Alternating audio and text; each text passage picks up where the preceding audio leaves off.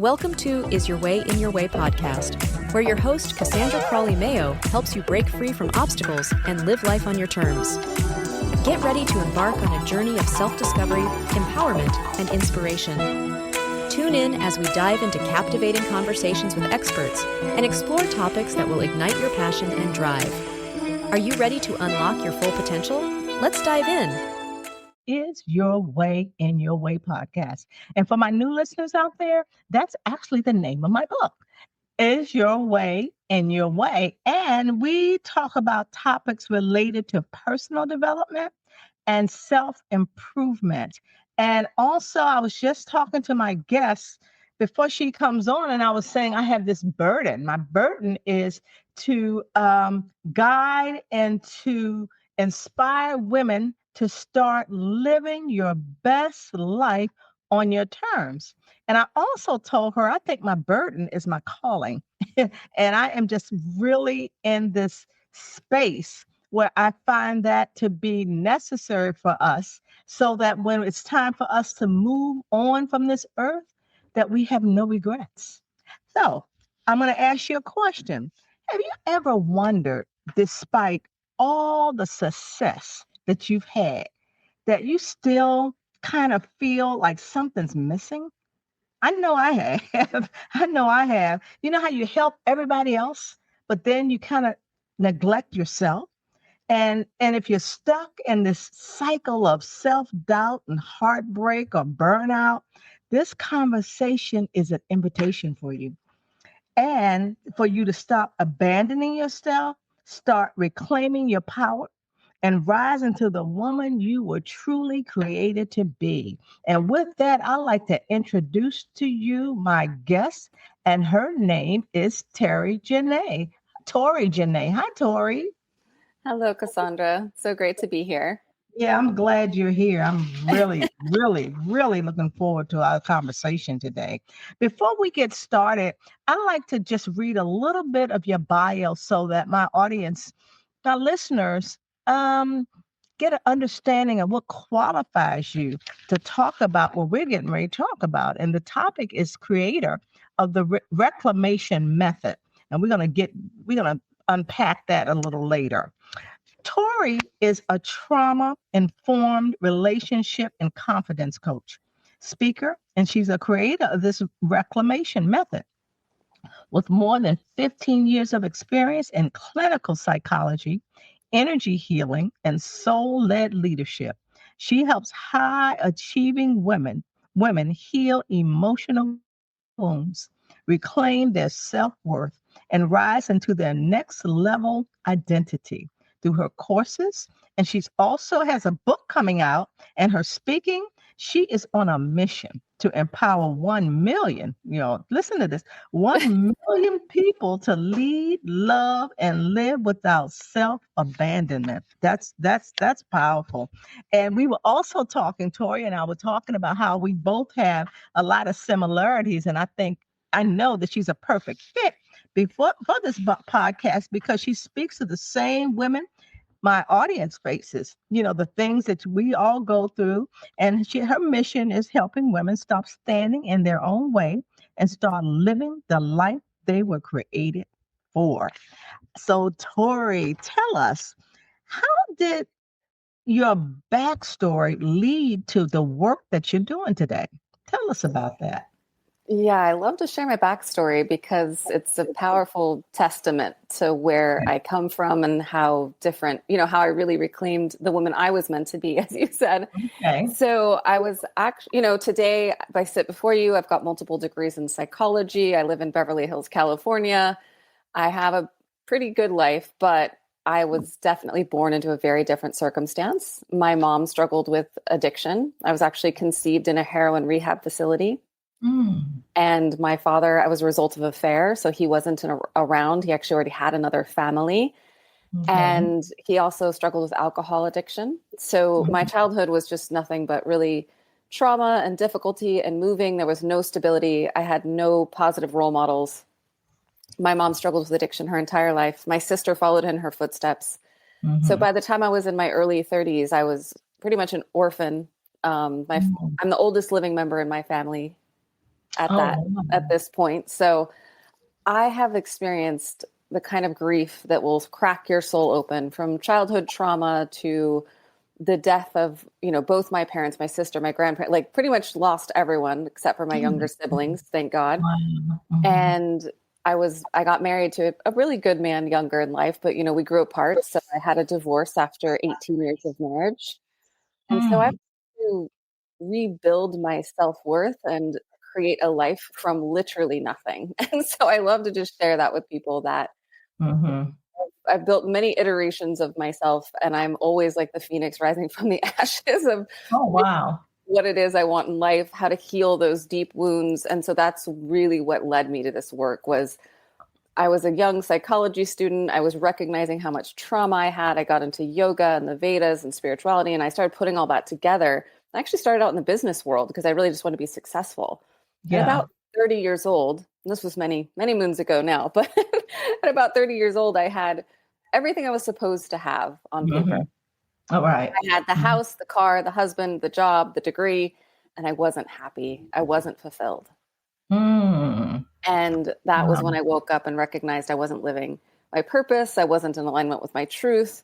I was over giving, over functioning, Mhm. overdoing. And that's where that self abandonment comes from. And as women, we don't recognize that as what it Mhm. is. It Yeah. really comes from this beautiful place of like giving and people pleasing and loving other people, but we're not really loving and taking care of ourselves. And so that's where that work started. And I Okay. went back to school, and I got two different graduate degrees, and then I started my practice. So Oh, wow. Good that for was you. so healing myself has been the biggest thing. And I always say work with someone who's done their own work, because otherwise, they'll project all their stuff onto you. But Right. yes, that's a little Yeah. bit of my backstory and how I Wow. ended up here. Okay, so you are definitely qualified. And Yeah, you know well, what? Yeah, you are. And there's a chapter in my book that says your childhood has a lot to do with your adulthood. But yet you're a testament to say, well, you know what? I have gone through this, my family, I had maybe an opportunity, and some people may call it an opportunity or fate, like, well, I grew up like this, so this is how it is, and it was something in you that says, nah, I am not feeling something is wrong. Something is wrong. And when you found that out, kudos to you. So what your personal transformation shaped your coaching methodology, right? So absolutely. that's good.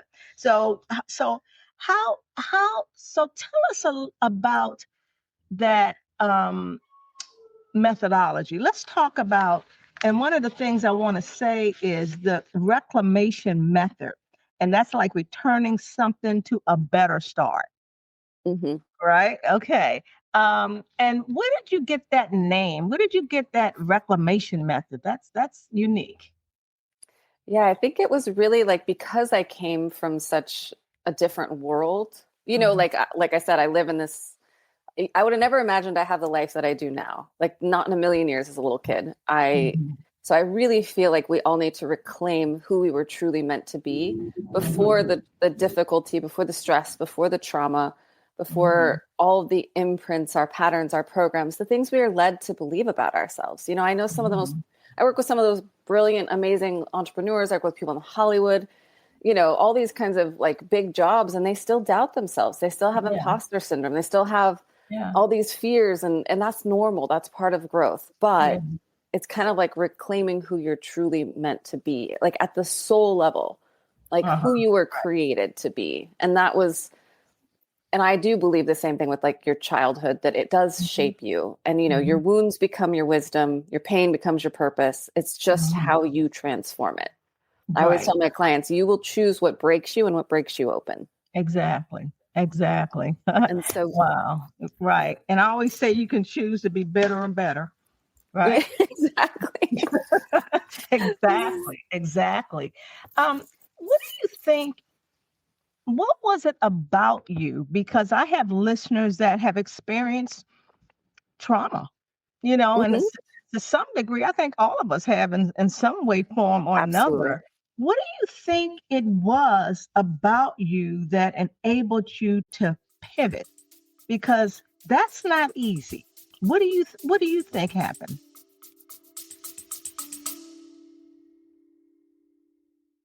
Ready to design your dream life? Join Cassandra Crawley Mayo's Create and Design Your Best Life workshop. Break free from self-doubt and obstacles and step into a life of purpose and fulfillment. Click the link in the description to register now. Don't wait. Spaces are limited. Start living your best life today. I think part of it was I saw how difficult life was, and I didn't want that for myself. There's a lot of financial struggle. There was a lot of trauma. There was a lot of up and down. My mom had mental health challenges. And I also had a younger brother that I was very protective of and loved very much. And so I think I decided I was going to have a different life. And I don't know why I made that decision, but at about 17, I left home on my own. I put myself through university. I never took out a single loan. Wow. I did it all myself. I paid for it myself. I also helped my brother was living with his grandmother at the time because our parents weren't really capable of raising him. And so I helped give him money. And so I just had this drive in me to be different. And I also made radically different choices. You said something about all of us kind of feel like, oh, that's just the way it is. This is the way life is. This is the way my parents are. No, like between epigenetics and choice, you can change everything. Like I am the fourth generation of a drug addict, and I've never been an addict in my life. Like my grandmother, my mother, and my older sister all had drug and alcohol addiction. I do not, because at literally 18 years old, I decided I wasn't going to do drugs. And at probably 22-ish, I decided, drinking isn't that great. And for me, it's like Russian roulette. So I'm not going to drink. So today I'm 47 years old. I don't drink. I just have never, for me, I just don't, it's just not a thing. Like I may have a drink every once in a great while. I've had a couple in the last 20 something years, but it's just, it's not a thing for me. It's not a, exactly. So, and in spirituality, particularly like the Vedas, these deep ancient wisdoms, they talk about how choice creates our future. Like every choice you make, every bite of food you put in your mouth, every person you let into your life, every thing you do is creating your future. So you can pivot that at any time, but it always starts with the awareness, the beliefs you have, and the choices you make. I always kind of make a joke that that's the ABCs of healing. You've got to have the awareness. You have to understand what you believe about yourself to be true. Right.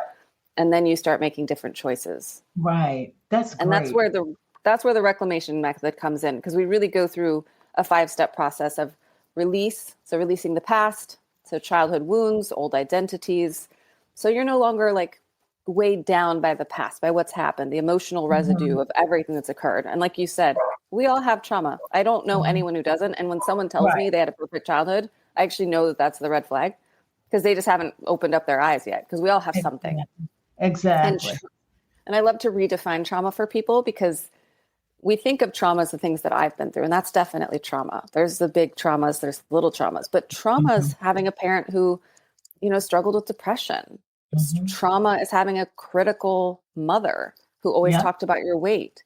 Trauma is having a coach, maybe I have a client who had a tennis coach who was horrible to her, but she was with him through all of her formative years, and it really messed with her self-esteem. And so she's very driven now, but that voice is always in her head that she's not good enough. Yeah. And she never recognized that was trauma. I've had other clients who had like abusive boyfriend in high school. They didn't realize how much that's shaped their relationships now. That's yeah. How long is that method? How long, if somebody were to be a part or in your program, that method, how long does that take? It's usually anywhere. It depends on the client. Sometimes people love to go through it fast. So we do it in 12 weeks. So 3 months, or it's 3 to 6 months, but it's 5 steps. It's release, rewire, reclaim, receive, and then rise. So you kind of go through this process of, like I said, releasing the past. You start to rewire your nervous system, your brain. We have to feel safe in our body. That's a big thing that we don't recognize, that a lot of our patterns are habitual because our wiring is that way. That's right. Then we reclaim our confidence, come to our authentic energy. Now we can open to receive. So many of my clients have a hard time even receiving compliments. They're told they're done, like, oh, you look beautiful today. Oh, this cheap old thing. I know. Oh, really? I've had this for years. Yeah. Exactly. Like we kind of downplay it. And we're all like, I'm all these things. I'm recovering perfectionist, type A personality, like you name it. I've done it. So I Oh, always good say this for with a you. lot of So love. you're recovering perfectionist. That's what I say, but that's a daily process for me. But Tori, when I listen to you, it's all about decisions. You made a decision. And also, you obviously was just sick and tired of being and feeling like you were feeling. It takes that. And I'm also would like to know, did you change people in your circle? Was that important who you associated with? And if so, how and why? Yes, I actually believe there is a lot of research that shows that the 5 people you hang out with will influence your habits in your life more than anyone on the planet, especially like your romantic partner, the people, your Yes. best friend, the people in your life will influence you absolutely. So that is part of why I did at 17 have to figure out how to leave home, because there was no way I was going to change being in that environment. And there was actually a good 5 to 7 year period where I did not speak to my parents. I couldn't. I had to heal. I had to get away from them. They were active in their addiction. They were very toxic and negative. So again, I had to make radical choices. And most people are not strong enough to do that. They feel a lot of guilt. Oh, these are my parents. I have to take care of them. And trust me, I've lived that, but I knew I had to do it. And then I did try to choose better people to be around. So my friends in a lot of ways became my family. And I tried to choose when I was younger, a better, because I met my ex-husband when I was 23. So I really tried to choose a man who was a good man and, was stable and solid. And, I really looked for the opposite of everything I had ever been around, even though some part of me didn't know that was possible for me or that I deserved it or that I was good enough for any of it. Because I was the kid from the wrong neighborhood who didn't have good parents, who was the result of an affair. So I get that inner voice that we all have, but like healing that and proving to yourself that no matter where you came from, no matter what you've done, you are still worthy. Yes, you are. Yes, you are. And more than likely, you more than likely, I call, excuse me, you attract who you are, right? So, like you indicated, there were people in your life you had to get away from, and individuals that came into your life, perhaps you attracted them, and even now that you have a different circle of friends, that those 5 individuals that are major influences on you. Something else you talked about that I want to hear your take on it. You talked about releasing emotional residue in your work. And how does that affect your self-worth? And what does that mean? And also I got 3 questions on that. How does it show up in high achieving women? That Yes. emotional residue. So I love to tell women what to look for, and it's going to be people pleasing, perfectionism, self-doubt, questioning yourself all the time, saying things to yourself like, what's wrong with me? Why do I keep doing this? Why do I have these reactions all the time? Being like reactive, emotionally, feeling off or sad or upset more often than not. But it's really like this internal knowing that just something doesn't feel right and that you are maybe avoiding how you're feeling. You're overworking. You're overgiving. It's what we call in psychology, over-functioning. So just overdoing for everyone but yourself. So there's some things to look for. That means that something is going on emotionally, internally. And so that emotional residue think of it as like every time we have difficulty, even if it's like chronic stress from work, a lot of, a difficult marriage or relationship that you're in all the time, like it is leaving its imprint on your system. Yes. And we have to heal the system because it's starting to look for danger, essentially. It's like I said, if you grew up with a critical mother and then you end up with a partner who's also critical, now your system is in hypervigilance. It's scanning constantly for that criticism. And then you criticize yourself.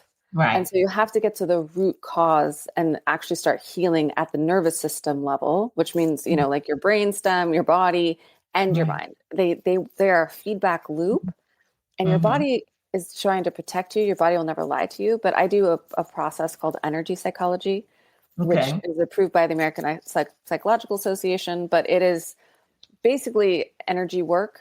So it is biofield tap, like EFT tapping type style work. It's a little different, but we do a lot of work to help calm the nervous system, get us out of that fight or flight so we can get Mm-hmm. into rest or digest. And a lot of people don't Mm-hmm. recognize that we think of fight or flight as like the nervous system being hijacked, which is true. We've all heard that, right? Like, oh, if a Mm-hmm. bear was attacking you, we'd have fight or flight. Right. But most women actually go into what we call freeze or fawn. And Mm-hmm. fawn is also this nervous system hijack, and that is people pleasing. So it's saying whatever you need to say. It's doing whatever you need to do to Wow. keep someone else happy. That's the Mm-hmm. same as being in fight or flight. Mm-hmm. Is Okay. either shutting down and staying, or fawn. It's called fawn. It's like I'll do whatever you need me to do to smooth everything over. And so Mm-hmm. people pleasing in our body is the same energy and the same feeling and the same, like, not being calm Mm-hmm. as being in fight or flight. Mm. And the methodology that you do, you work with people with that because you do. Yeah, because when I'm listening to you, I'm like, wow, I've had a lot of emotional residue, and I'm not the only one. I'm sure we all in some stance, but I'm a perfectionist. Everything has to be right. And that tenses me up, and it takes me forever to get stuff done because it's just not right, Oh and gosh, and yeah. that in turn causes stress, overwhelm, exhaustion. It causes a lot of different things. So I'm glad you said that, because I always hear individuals talk about healing the nervous system, heal the life to regulate your energy. I'm like, wow, that sounds powerful. How in the world do you do that? And that's something that you do. And I do want to give your listeners like some simple tips that will help Okay. regulate the nervous system, because I think that it gets really confusing and it sounds really hard, and it's really not. Okay. So I always Okay. start with what's free so that we can start doing it today. So Right. first and foremost is a breath work. And breath work is as Mhm. simple as breathing in for 4, breathing out for 8. Why do we do that? Mm. The nervous system calms down when we exhale. You're telling your body, I'm safe now. I'm exhaling. I'm releasing. And so Mm. in for 4, out for 8. You can just Okay. do that. No one will ever know. If you Right. can, put your hand on your belly, make it as big, bring your breath as far down as you can. Most of us breathe into our chest solely. The Yeah. breath stops there, Yeah. and that's an anxiety breath. Oh, okay. So a lot of times we think we can talk ourselves down, and that's what we Mhm. do. But all Mhm. research shows you actually need to use your physiology to calm yourself down. So the 2 most powerful things you can do: slow your breath, take in a long, deep breath, do a longer exhale. Doesn't matter how, but I like to use the 4-8. Take a walk. That completes the stress system. Think of it Mhm. fight or flight. Your body Yes. now thinks it's flighted, thinks it's run away. Right. So Right. you have a tough your boss comes and yells at you, go, like, if you can, even if you go walk around the office, like, get away from them for a second, like, get up Mhm. and move, Mhm. dance. Like, there's a lot of things that if you can just drop into your body, into Mhm. your breath, Yeah. get out of your head for a minute, your body Yes. will start to calm down, and then your mind can start to calm down. Your mind will follow your body. Mm. That's good. Okay. The 4 and the 8 and the Yep. walk. Breathe in. So it's deep breath, slow 4, out for 8, Mhm. take a Mhm. walk. You can do it brisk. You can, whatever you can do, but get up and move. Like, let your body complete the energy cycle. Think of it this way. Mhm. If you ever see animals tussle, or like 2 dogs kind of fight, after that, they'll shake really vigorously. They are Mhm. shaking. They are resetting their nervous system like that. We as humans don't do that because we know we would look silly, but we Right. actually need to do that. Like, if I almost get into like a fender bender or a little car accident, that Yeah. feeling when you That's have a right. near miss and you're all tensed up, I'll be in the car, like, shaking my hands out and stuff, because I know I need to, like, release that. But I'm in a Oh, car, so I okay. can't walk. I can't do anything. Okay. So think about how to like shift your physiology. Like I said, if you're having a super stressful morning and, you know, you're in the car on the way to work and you just had a fight with your husband before you left, sing at the top of your lungs. There's actually it's called the vagus nerve. Uh-huh. Get the energy out any way that you can. Think of it that way. Deep breaths, you know, maybe you're, like I said, anger, like we might need to scream, we might need to belt out some Beyonce. It doesn't matter. Whatever it is that calls to you. Right. Right. But, you know, the vagus nerve is in the back of the throat, and that connects our brain and our gut. And so that also is another thing, like humming, singing, dancing, breathing, moving your body. These are all very free things you can do today that will help you. That's good. Thank you so much, Tori. That was great. It made me remember sometimes, like when my husband upsets me, and one of the things I scream is Jesus, like Jesus, and he's like, "Oh God, you lost her mind." now. But I find myself screaming that, and then I actually do feel a little better, and I just move on. You know, yeah. And you're calling in a better energy. Like, help me be a little more like Jesus right now, because I know. You know, something else you said that I love. Thank you so much for those tips. Reclaiming confidence after heartbreak, and a lot of us want to hear about this. Like, and I love it when you say healing isn't moving on; it's coming home to yourself. And when I was in therapy, I've been in therapy for years. I'm always in and out of therapy. And I remember my therapist saying, Cassandra, you need to come home to self. And I was like, to self? And that really agitated me. Like, what is she talking about? Come home to yourself. So I'm like, I can't wait to ask Tori, what does that mean? Tell us, unpack that for us. Yeah, that sounds really and I get it. I'm very logical, and there's definitely things that I say to people now that I try to make it very grounded in real life. Right. And it's really because we as women are literally taught to focus on everyone but ourselves. Mm-hmm. And so coming home to myself really means, am I checking in with me? Do I know who I am, what I want, and what I need? And I have women that I work with that are so codependent, meaning so enmeshed in their relationships, that they don't recognize when they're hungry, when they are tired, when they need to go to the bathroom. And so I have them check on themselves every couple hours. Wow.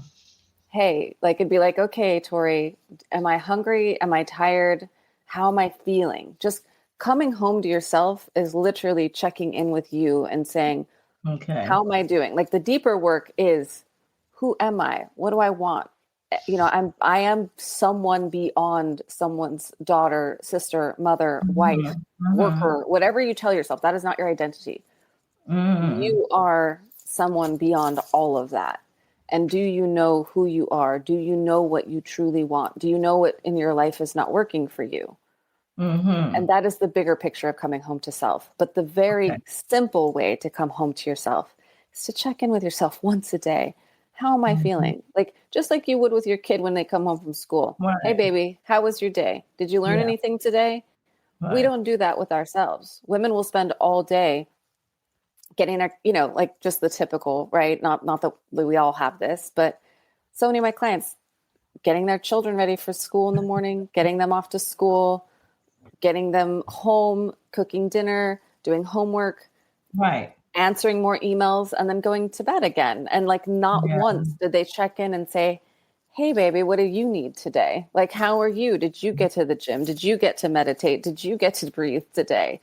And, you know, and I don't even have children, but like I could still do that all day long. I could get up, I could serve my clients, I could hang out with my boyfriend. I can do all these things that I never think about. What is it that I need today? And so I always encourage women, check in on yourself like you check in on your best friend. Yeah. And that's even with a major life shift, right? Like, like you got laid off or you're divorced or, you know. There are big things that we definitely, and that's what I love to talk about, like reclaiming confidence, because I believe personally that confidence is an evolutionary process, meaning that we can be very confident in one area of our life and feel not confident in another.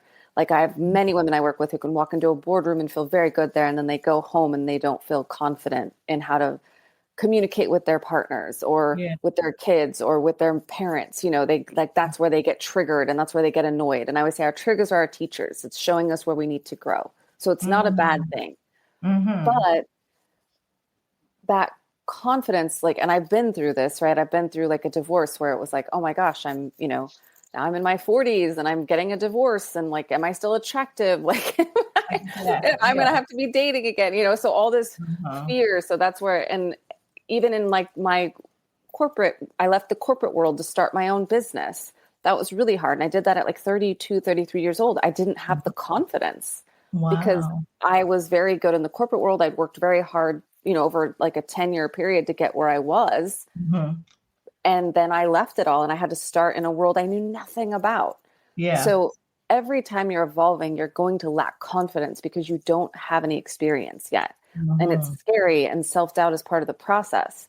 But that's where we kind of get to grow and get to lean into that. And, now I feel confident. I've supported myself for 14 years now with my own business. Yeah. Yeah. So how did you get that confidence? Like, you're doing something. It's just like my listeners, many of them there certain things they want to do that will enable them to start living their best life, but they're kind of like, I don't know if I want to use stuck, but man, I can say stuck because I was stuck. Yeah. I was stuck too. And self-doubt is my biggest thing that gets me stuck. Right. So how do you get out of that? How can my listeners get out of that?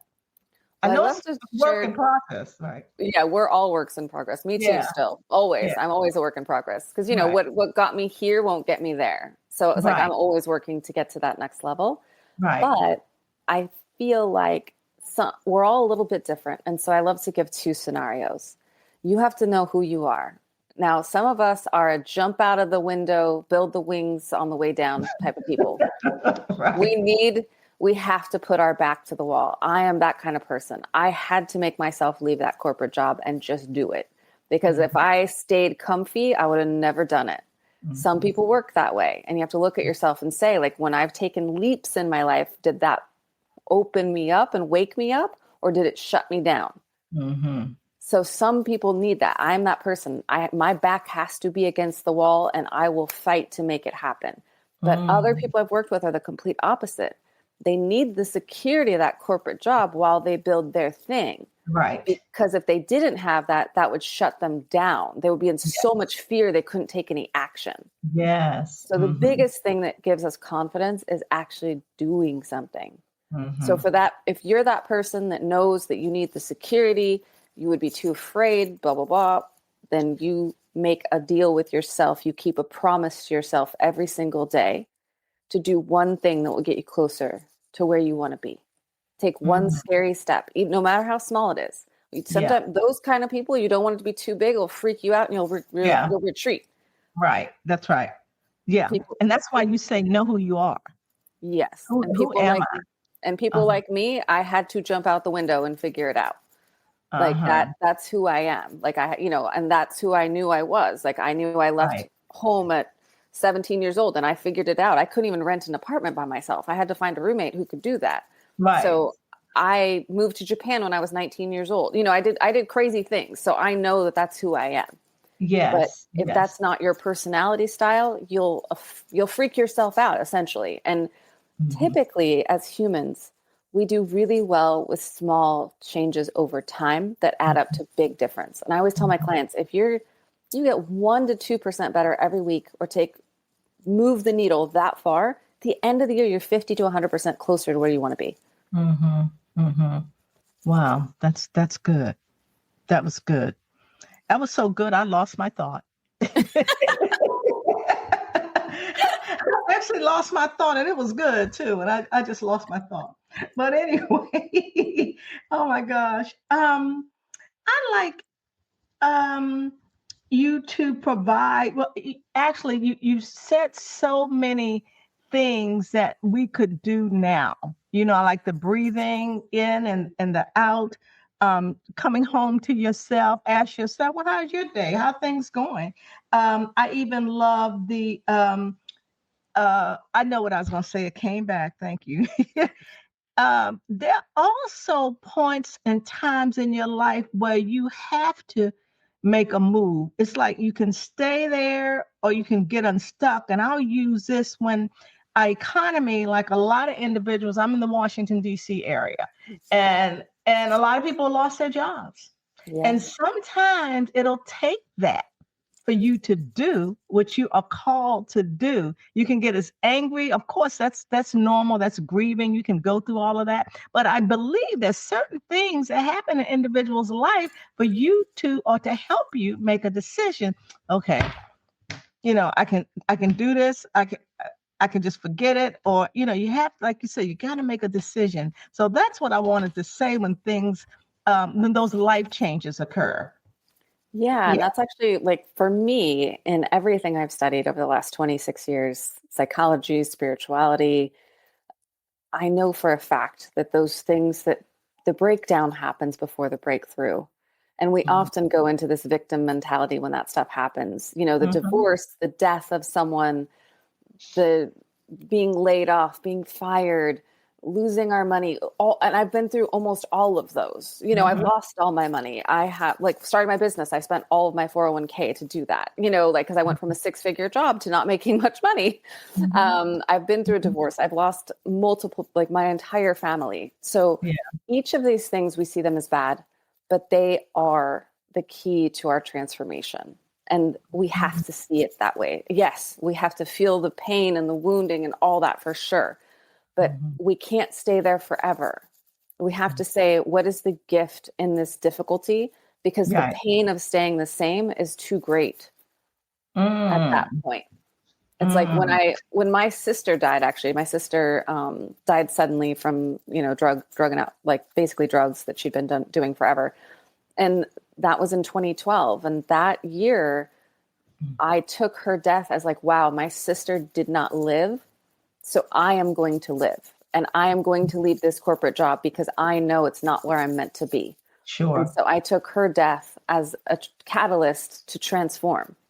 I took my divorce as an opportunity to move to a new city, to be, to live where I'd always wanted to live, to do things I always wanted to do, to live life again on a deeper level on my own terms, without being able to think, without having to think about anyone else. And I took 2 full years to just be single and do everything I wanted to do without a partner. And I've known so many women who've lost their job, and that was the catalyst for them finding the next thing.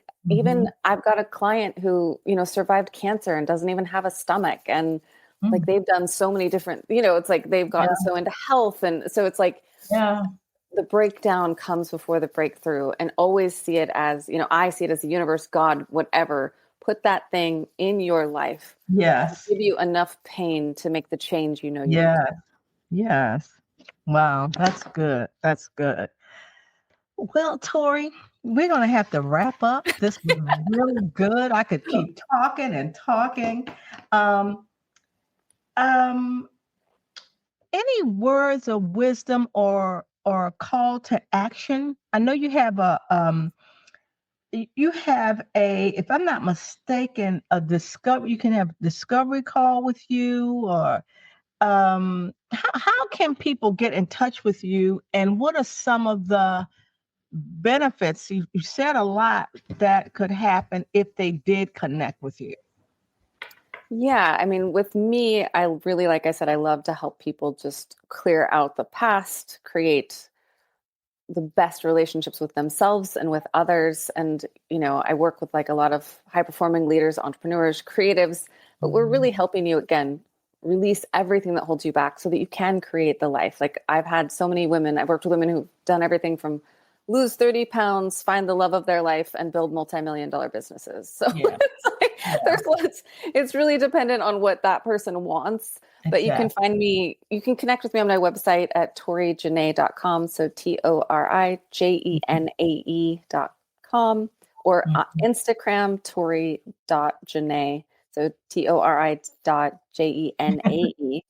And I have a free booklet too that's called the confidence codes. So that's pretty long, but it's free information. It will kind of help you understand what are the core psychological wounds that are holding you back. So is guilt holding you back?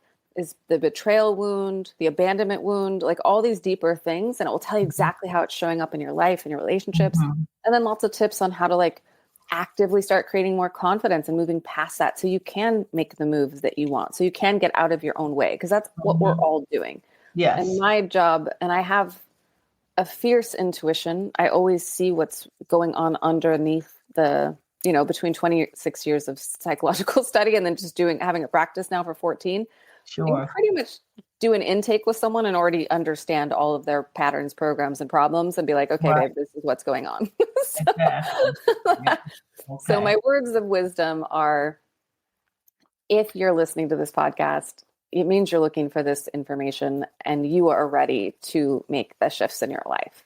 So choose one thing every day that you're going to do to get closer to where you want to be, whether that's starting to journal, starting to meditate, starting to do this breath work, starting to be more self-aware and be honest with yourself about what's not working in your life, what you would love to shift. I love to ask women to sit with themselves and say, if I had a magic wand, what would I change in my life? Right. If I knew I couldn't fail, what would I be doing? Exactly. That's good. That's good. Well, Tori, thank you so much. And my listeners, I know you gained a lot of insight from Tori Janae. And if in fact you forgot, it was something she said that you can't remember, but you wanted to write it down, you can play this podcast over and over and over again. And I ask you that you have friends or someone where this would benefit them, please share it. And it will also be on all major podcast platforms. So like I always say to my listeners, Tori, first of all, I want to thank you for stepping out and making a decision to be the woman that you are to be, because you're making a big difference. I so appreciate you. And I also want to thank my listeners for listening. And as I say, bye for now, and God bless you all. Thank you again, Tori. Thank you.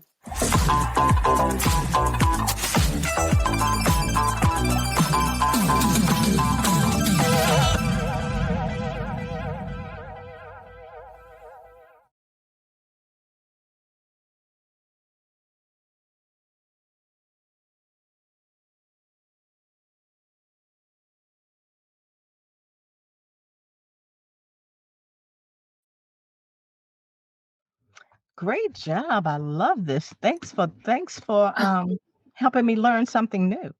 Oh, good. I hope so. Podcast, man. I do. I always say, if I know everything, I want to be in a group where I don't, so that I can learn. Absolutely. I agree 100%. Yeah. So I really appreciate you. And I will send you this. I will let you know when it's going to go live. And I'm certain you're going to get a mega downloads as a result of it. Oh, I hope so. My goal is always just to serve and help as much as possible. So that's why I love to give free tools right away, so that someone can listen and be 1 to 10% better right away. Exactly. So again, thank you, and God bless you, and you'll hear from me soon. All right. Thank you so much, Cassandra. Sure. Bye for now. Bye.